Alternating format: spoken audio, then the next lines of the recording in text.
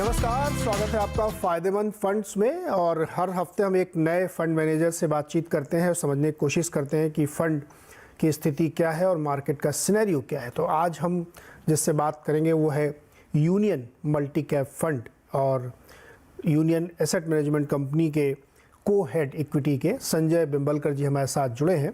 संजय जी, बहुत बहुत स्वागत है। और बाजार का ये दौर बड़ा मुश्किल भरा है, बहुत थोड़ा सा टफ टाइम है, क्योंकि दुनिया भर के बाज़ारों में एक बहुत ही अनसर्टेनिटी है और बहुत सारे इवेंट्स होते रहते हैं। तो प्रिडिक्शन बड़ा मुश्किल हो पाता है कि रुख क्या होगा, बाज़ार का डायरेक्शन लेस रहता है समटाइम्स, कभी कभी। ऐसे में बहुत सारे जो म्यूचुअल फंड के निवेशक होते हैं या पोटेंशियल निवेशक होते हैं, वो उनको डर लगता है कि अभी एंट्री करें कि ना करें, कैसे करें। और कई बार ये भी देखने को पड़ता है कि लोग अपनी SIP रोक भी देते हैं। तो इस माहौल में जब एक फंड मैनेजर से हम लोग बात करते हैं तो हम लोग ये जानने की कोशिश करते हैं या निवेशक जानने की कोशिश करते हैं कि बाज़ार को आप इस समय किस नज़रिए से देख रहे हैं और आपकी धड़कन कैसी रहती है। तो पहले तो ये बताइए कि इस वक्त जो बाज़ार की तस्वीर है वो आपको कैसी दिख रही है। जी, बहुत धन्यवाद हमें आपके कार्यक्रम में आमंत्रित करने के लिए। आज का जो बाजार है उसको हम थोड़ा पीछे जाके एक दशक 2 दशक के हिसाब से यदि देखें तो लास्ट दशक में आपने देखा रहेगा कि मार्केट ने बहुत सारे चढ़ाव उतार देखे हुए हैं। Already we have gone through GST, demonetization, lot of framework has been happened. Government wants us to make India as a manufacturing powerhouse, right? तो आगे जाके हमें ये लगता है कि इंडिया की परिस्थिति आज जो लास्ट दशक में इंडिया ने जो किया है उस हिसाब से बहुत मजबूत स्थिति में इंडिया आज है। IMF ने ये बताया है कि we are 5th largest economy and also 9th fastest economy at the same time. So हमारी रफ्तार भी बहुत तेज है। तो हमें लगता है कि we are at a stage of a cyclical turn around at the moment. हम लोग लास्ट बहुत सारे 3-4 दशकों का भी थोड़ा मुआवजा ले तो हमें ये पता चलेगा कि 1961 India was almost written off by the world as such कि यहाँ पे अभी फूड क्राइसिस होने वाली है। वहां से देखते हमें अब पता चलेगा कि 1977 ग्रीन रिवॉल्यूशन हो गई, बाद में व्हाइट रिवॉल्यूशन हो गई, IT रिवॉल्यूशन हो गई। तो हमें लगता है कि हम एक मैन्युफैक्चरिंग रिवॉल्यूशन के थ्रेशोल्ड पे आज खड़े हैं एंड आगे जाके इंडिया को मैन्युफैक्चरिंग पावर हाउस बनाने की जो गवर्नमेंट की ये जो ट्राई चल रही है उसमें हमें लगता है कि इंडिया का एक ऑप्टिमिस्टिक फ्यूचर आगे आते हुए हमें दिखाई दे रहा है। तो हम मार्केट को उस नजरिए से देख रहे हैं कि अगले 3 से 5 साल के लिए India can become a very big manufacturing power house in the global context and उस हिसाब से हम लोग सोच रहे हैं कि इंडिया की ग्रोथ आगे जाके भी अच्छी रहेगी। अभी आप देखेंगे कि इंडिया का मार्केट लास्ट ईयर भी बहुत आउट परफॉर्म कर चुका है, ग्लोबल मार्केट के कॉन्टेक्स्ट में भी, US और वर्ल्ड मार्केट्स के कॉन्टेक्स्ट में भी। तो India is trading at premium, तो double digit high single digit premium पे ट्रेड हुआ है। तो इसका मतलब आगे जाके ऐसा होता है फॉर निवेशकों के लिए खास करके that going ahead we have to focus on stock selection कि अर्निंग्स ग्रोथ, अर्निंग्स की जो डिलीवरी है, प्रॉफिट की जो डिलीवरी है उसमें से मार्केट की ग्रोथ को ज्यादा चालना मिल सकती है रादर देन पी री-रेटिंग और even premium increasing going ahead. तो हमें ऐसा लगता है कि हमें स्टॉक सिलेक्शन या फिर जो कंपनी फास्ट ग्रोथ करेंगे उस पर फोकस करना चाहिए, वो ज्यादातर के फायदा दिला सकती है going ahead rather than broader market. अगले 3 से 5 साल का नजरिया देखें तो हमें लगता है कि double digit kind of growth rate should be expected by investors. Sanjay ji, लेकिन एक सवाल ये उठता है, ये बात आपकी बिल्कुल सही है कि मार्केट में ये पार्ट एंड पार्सल है कि ऊपर नीचे होते रहते, बड़े बड़े इवेंट्स होते रहते हैं, वो US का इवेंट हो या यूरोप को हो या इवन वॉर क्राइसिस हो। लेकिन बहुत सारे लोग जानना ये भी चाहते हैं कि मार्केट एक साइकिल्स में चलते हैं, वो साइकिल्स बड़े बड़े भी होते हैं, 5 साल 8 साल के भी साइकिल हो सकते हैं। हम लोग इस वक्त जिस जंक्चर पे खड़े हैं वो साइकिल का कौन सा प्लेस है जहाँ पे वो शुरुआत है, या हम लोग इस डाउन टर्न के पीक पे हैं कि अब यहाँ से बहुत ज़्यादा गुंजाइश नहीं करेक्शन की, यहाँ से ऊपर जाए, तो उस साइकिल में हम लोग कहाँ पे हैं अभी? जी, तो जैसे मैंने कहा हम थोड़ा प्रीमियम पे ट्रेड हो रहे हैं। हिस्टोरिकली भी India has traded at a premium, तो ऐसा नहीं है कि प्रीमियम अपने लिए कुछ नया है। India because it is a fast growing economy हमेशा थोड़ा प्रीमियम डिजर्व करता रहा है and FIIs as well as domestic investors के लिए हमेशा उन्होंने प्रीमियम वैल्यूएशन दिया हुआ है। तो हमें लगता है कि आगे जाके we are at a cyclical recovery plus capital expenditure recovery is expected going ahead. तो as of now if you look at last 1 year, last 1 साल थोड़ा टाइम करेक्शन का रहा है। हमें particularly in last 1 year 3 to 5% kind of return ही मिले हैं, तो थोड़ा टाइम करेक्शन भी हो चुका है। तो आगे जाके 3 से 5 साल का आप थोड़ा टाइम होराइजन रखे तो हमें लगता है कि अच्छे रिटर्न की उम्मीद कर सकते हैं। हम एक अच्छे पड़ाव पे खड़े हैं जहां से if manufacturing revolution comes in India, as export growth will come in from this manufacturing side, हमें लगता है कि एक अच्छा रिटर्न इन्वेस्टर्स को मिल सकता है इन 3 to 5 years टाइम। तो ये जो नो रिटर्न या कहें पेन पीरियड, ये कितना लंबा हो सकता है? साल, 1.5 साल, मैक्सिमम 2 साल? सॉरी, ये जो नो रिटर्न या पेन का दौर हो सकता है मार्केट के लिए, जैसे हो सकता है कि रिटर्न नहीं ना, एकदम फ्लैट सा मार्केट रहे, ऊपर नीचे होता रहे, तो ये दौर बहुत लंबा चलेगा, साल 2 साल चलेगा, कितना आपको लगता है? इसका एग्जैक्ट अनुमान लगाना वैसे थोड़ा मुश्किल है, लेकिन हमें लगता है जैसे ग्लोबल स्लोडाउन अभी आ चुका है already, most of the experts are saying recession is almost coming through and related commodity prices etcetera भी कम हो चुके हैं। तो हमें लगता है कि अगले 1-2 क्वार्टर में थोड़ा अनुमान लगाना ठीक रहेगा हमारे लिए कि ये और दौर कितना लंबा रह सकता है। लेकिन मैं एक बताना चाहूंगा कि जब ग्रोथ इतनी फास्ट हो रही है और manufacturing sector as well as services exports में हमारा मार्केट शेयर बढ़ रहा है, तो इसका कम प्रोबेबिलिटी रहेगा कि India will be ignored for long period of time. Okay, एक लास्ट क्वेश्चन और मार्केट में, फिर हम लोग मल्टी कैप फंड पे आते हैं। एक डिबेट चल रही है लोगों के बीच में कि जब ब्याज से ही हमको पैसा मिल सकता है 8-9% सेफली, तो हम शेयर बाज़ार में क्यों पैसा लगाएं? क्योंकि अभी तक ये नहीं पता चल पा रहा है कि पाइवट कहाँ पे है, रेट ऑफ इंटरेस्ट कहाँ पे जाके रुक जाएंगे, टर्मिनेट कहाँ पे होंगे, और फिर वो कितने लंबे तक सस्टेन करेंगे ना। जैसे यूएस में बात चल रही 5.5% पे टर्मिनल रेट हो सकता है, इंडिया में भी पता नहीं है, कोई लोग कह रहे हैं 1 हाइक और हो सकती है, 2 हाइक हो सकती है। तो ये डिबेट फिर बहुत हॉट हो जाती है कि डेट पे पैसा लगाते हैं, सीधे एफडी कर देते हैं, क्यों उस पर लगाएं। तो ये वाली डिबेट में आपके साइड में रखते हैं, और ख़ासतौर पे इक्विटी के जो निवेशक हैं उनको आप कन्विंस करें। जी, तो देखा जाएगा तो equity going ahead next years earning are expected to grow at around 15-16% rate, और अगला 5-10 साल का भी आप एक्सपेक्टेशन रखे तो double digit kind of fair value increase is something हम लोग हमारे कैलकुलेशंस में ले रहे हैं। तो equity as a asset class हम हिस्टोरिकली भी देखेंगे तो इन्फ्लेशन से ज्यादा रिटर्न देने वाली एसेट क्लास एक इक्विटी मानी जाती है, और वैसा उसका परफॉर्मेंस भी रह चुका है। तो हमें लगता है कि investors obviously will have to do their risk analysis, जैसे उनका रिस्क असेसमेंट है उस हिसाब से उनको रिस्क एलोकेशन और इक्विटी एलोकेशन देखना चाहिए। लेकिन सपोज टाइम आपके पास है 3 से 5 साल तक का आप टाइम होराइजन आप पकड़ रहे हो, तो हमें लगता है कि equity will be superior asset class going ahead as well.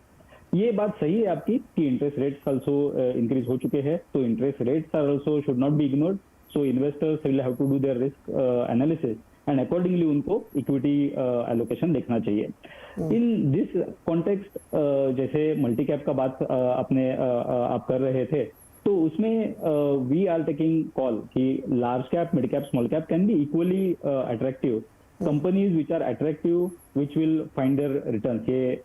ये तो हमने पीछे भी देखा ही है। तो हमें लगता है कि यदि हम अच्छी कंपनीज पे फोकस करें even in the stock selection, I think that can वो एक बड़ा अच्छा लीवर हो सकता है अपने हाथ में to generate returns going ahead. Sanjay ji, एक चीज़ बताइए, चूंकि जब बहुत ही कमज़ोर बाजार होता है या बॉटम पे आप लेने की कोशिश करते हैं, या बॉटम तो खैर कोई पकड़ नहीं पाता, लेकिन अगर आप लोअर लेवल पे लेते हैं तो ऐसा माना जाता है कि मिड कैप स्मॉल कैप में ज़्यादा पैसा बनता है, और उसके लिए हमें फंड मैनेजर की मदद चाहिए होती है क्योंकि वो उसकी एक्सपर्टाइज होती है। तो इंडिविजुअल एक्सपोजर की बजाय म्यूचुअल फंड के रूट से लोग जाते हैं। लेकिन आपके पास तो रिस्ट्रिक्शन होगा कि आप एक लिमिट से ज़्यादा उसमें लगा नहीं सकते पैसे, तो कैसे मैनेज करेंगे इसको? बहुत जल्दी चर्निंग करेंगे क्या? देखिए, आज का जो माहौल है, आज के माहौल में risk assessment and risk management is also very important. Particularly आप रिस्क देखेंगे जो ग्लोबल स्लोडाउन हो रहा है, तो इसमें हमें ये दिखाई दे रहा है कि ग्लोबल ग्रोथ जो 3% की थी वो लगभग अभी 1.7-1.8% पे आने की आशंका अभी लग रही है। तो इन हालातों में टिपिकली क्या होता है, जो mid cap and small caps है, they are more prone to risk, they get more impacted by risk, क्योंकि उनका क्लाइंट कॉन्सेंट्रेशन बोलिए या फिर उनका dependence on export, currency, these things matter them a lot. तो इन ये हालातों में हम लार्ज कैप ओरिएंटेड है, हमें लगता है कि large caps are better place considering the risk which is there in the system. जैसे कि आपने बोला अभी की इंटरेस्ट रेट्स हैव इंक्रीज, जो फंडिंग को ड्राइव कर सकती है, तो ये सब चीजें small cap and mid cap के लिए बहुत मायने रखती है, उनके लिए इसका इम्पैक्ट बहुत ज्यादा रहता है। तो एज ऑफ नाउ हम लार्ज कैप ओरिएंटेड है then mid and small cap. However, we'll have to remember, as you rightly said, there are like बहुत सारी opportunities mid and small cap में भी आ सकती है, जहाँ पे अच्छा लगे हमें वहाँ पे definitely we'll have to allocate more money। हमें लगता है कि जैसे ही ये साल लास्ट CY22 आप देखेंगे, large caps have outperform the mid and small cap. तो जैसे ही रिस्क रिवॉर्ड अट्रैक्टिवनेस बढ़ेगा in small and mid cap, we will shift to small and mid cap. Okay Sanjay ji, आपके पोर्टफोलियो में बैंक्स पे आपने काफ़ी वेटेज दिया है, करीब 17.5% आपने अलॉटमेंट उसमें किया है, और फिर थर्ड लार्जेस्ट है फार्मास्यूटिकल्स ग्रॉसली अंडर परफॉर्मर है। बैंक ने आउट परफॉर्म किया है, लेकिन अब बहुत सारे दिग्गज बैंकों के रिकॉर्ड तोड़ नतीजे आए हैं, उसके बावजूद स्टॉक की परफॉर्मेंस अब रुक गई है, क्योंकि शायद अगले क्वार्टर के बाद से जो निम का इतना चमत्कार था कि इंटरेस्ट मार्जिन बहुत ज़्यादा थी, शायद अब वो ना हो, क्योंकि डिपॉजिट भी आपको उसी रफ्तार से ऊंची दरों पे हासिल करने पड़ रहे हैं। बहुत सारे बड़े बैंक तो 8% पे रेस कर रहे हैं। तो क्या अब भी आप बैंक पे इतना ही बुलिश रहेंगे? जी, तो जैसे अभी मैन्युफैक्चरिंग पावर हाउस जब बनाना है इंडिया को एंड एक्सपोर्ट ओरिएंटेशन इंडिया का बढ़ रहा है, तो हमें लगता है कि फाइनेंसिंग एक बहुत महत्वपूर्ण भूमिका निभाएगी इसमें। पर्टिकुलरली अपने जो बैंक्स है लास्ट दशक में बहुत सारे रिफॉर्म्स के थ्रू गुजर चुके हैं। Let's say balance sheet has been made stronger, उन्होंने बहुत अच्छे तरीके से balance sheet and even COVID के जैसे हालातों को अच्छे तरीके से ऑलरेडी उसके थ्रू गए हैं। तो हमें लगता है कि going ahead banks will be at a better position. जब ये साइक्लिकल रिकवरी की जो बात होती है, तो उसमें typically financing increases over period of time, late it B consumer financing, late it B capital oriented financing, जो नए नए प्लान्स आएंगे उनको कैपिटल की जरूरत होती है, जो वर्किंग कैपिटल रिक्वायरमेंट इंक्रीज होती है उनके उसमें फाइनेंसिंग की जरूरत होती है। तो banks which have already made their balance sheet stronger are in better position to get the growth going ahead. And जो मैं जब जैसे बात कर रहा था, आप पेनिट्रेशन ग्लोबली वर्सेस इंडिया का कंपेयर करेंगे, तो हर केस में आपको दिखेगा कि let it be credit card, home loan penetration, insurance penetration ले लीजिए, या फिर कोई भी बिजनेस का भी पेनिट्रेशन ले लीजिए, हमारे देश में वो penetration we are just at the start of this cycle. तो हमें लगता है कि अगला दशक इंडिया का, जो बहुत सारे लोग बोल रहे हैं इंडिया का दशक है, तो उसको फाइनेंसिंग एक मजबूत तरीके से पकड़ पाएगा। और ये फार्मा तो मतलब उसने कोविड के दौरान बहुत आउट परफॉर्म कर लिया है, अब तो एकदम ठंडा पड़ा हुआ है।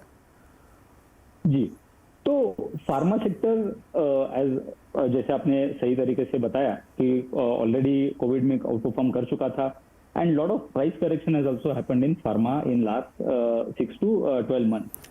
तो पर्टिकुलरली फार्मा में आप देखेंगे हॉस्पिटल जैसे जो सेक्टर्स है, जहाँ पे अनऑर्गेनाइज्ड सेक्टर अभी ऑर्गेनाइज होता हुआ दिखाई दे रहा है, जहाँ पे profit pool is more becoming accessible to investors, जो निवेशकों के लिए पहले अवेलेबल ही नहीं था, अभी वो प्रॉफिट पूल भी अपने निवेशकों के लिए अवेलेबल है। तो वैसे सेक्टर्स में हम बहुत पॉजिटिव है। यहाँ पे लेंगे एक छोटा सा ब्रेक, और ब्रेक के बाद आके कुछ सेक्टर्स की चर्चा करेंगे, कुछ ऐसे सेक्टर्स की जहाँ पे या तो लोग दूरी बनाए हुए हैं या जिस पे कॉन्ट्रा बेट ले रहे हैं, उस पर बातचीत होगी ब्रेक के बाद।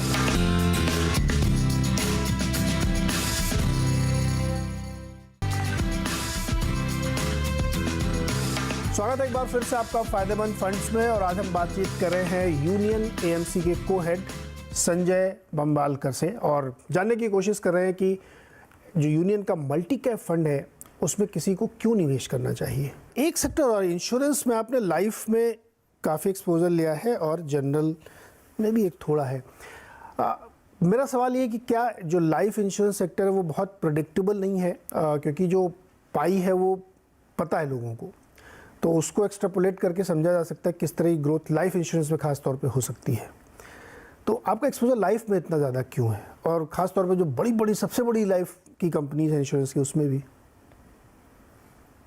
नीरज जी, हम एक प्रोसेस के थ्रू स्टॉक सिलेक्शन और पोर्टफोलियो कंस्ट्रक्शन पे जाते हैं। तो ये प्रोसेस में अच्छी कंपनीज जिनका ROE ROC better than their peers है, जिनकी ग्रोथ अच्छी है, उनको चुना जाता है एंड क्वांटामेंटल अप्रोच के थ्रू पोर्टफोलियो कंस्ट्रक्शन किया जाता है। तो insurance companies are very good in the ROE ROC profile as well as they are growing fast. हमें लगता है कि उनका जो एड्रेसेबल मार्केट है अभी लो पेनिट्रेशन के वजह से बहुत बड़ा है, आगे जाके बहुत बड़ी ग्रोथ हो सकती है।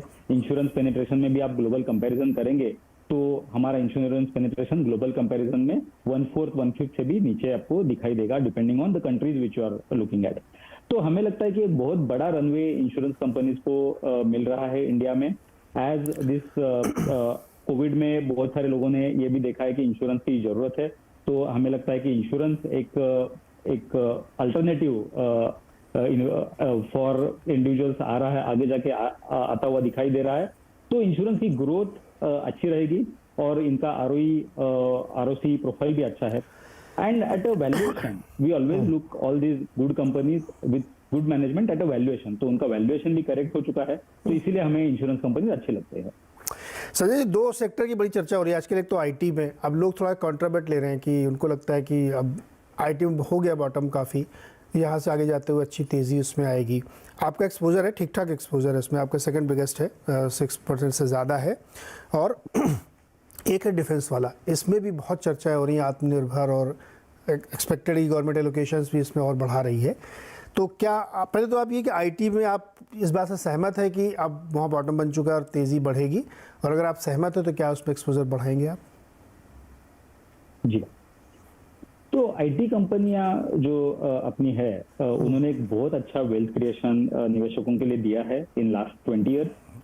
लास्ट 2-2.5 साल में हम लोग ने देखा कि एक्चुअली आईटी का ग्रोथ भी बहुत अच्छा था। Particularly after Covid period IT growth has accelerated.